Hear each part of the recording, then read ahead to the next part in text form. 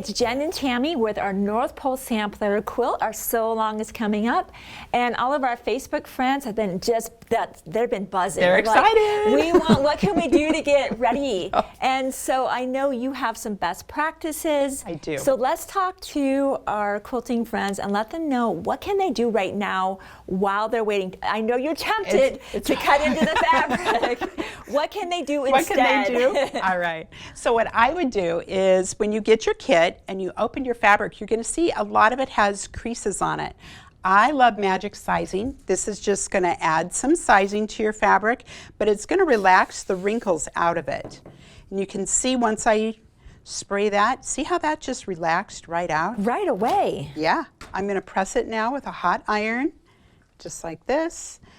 I'm not using steam. I don't want to distort my fabric. I just want it to stay nice and square, just like that. And now I would set this aside, set it like in a box, on a table, just in a place where it's safe. Right. And the cat's not going to make a bed out of it, which mine would, Yeah. of course. And just keep it safe and nice and flat.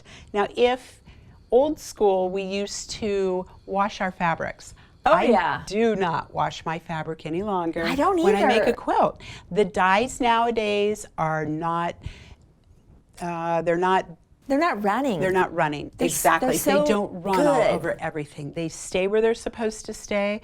The fabric doesn't shrink as much as it used to. Yep. I never wash my fabrics when I make a quilt. If you really want to wash your fabrics, go ahead. I would clip your corners to minimize the raveling. So just take a little clip in your corners on all four corners, and then go ahead and wash it. And when it comes out, you're going to need lots of sizing, and you're going to want to make it all nice and flat and perfect. All right?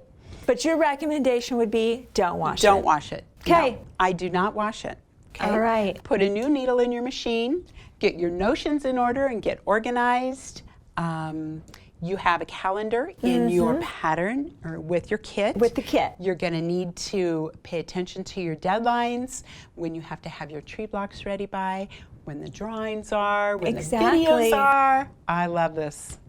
And with that needle, you know, this is about precise piecing. Yes, it is. If there was one thing that I would encourage you to do, it'd be to nail that 1/4 inch seam allowance. Practice that. It takes practice. It does.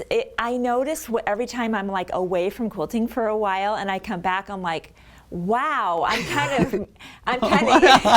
here and there. Kind of with that 1/4, but not quite. We need to nail that 1/4 inch. You can even practice sewing lines on a piece of paper and then measure Absolutely. it, taking that little ruler and just measuring that 1/4 inch seam allowance, because your blocks coming together is really going to be dependent on good pressing, good cutting, and that 1/4 inch seam allowance. Absolutely. For sure. Absolutely. So that will keep you busy. We'll be sewing along before you know it. And if you haven't already picked up your kit, be sure to do that today. You'll not only be able to make the beautiful quilt, but if you get that kit before September 4th, you'll be in for the $100 gift certificate to Shabby Fabrics. So, awesome. okay, thanks for helping us know what See we you can soon. do. You're See welcome. you soon.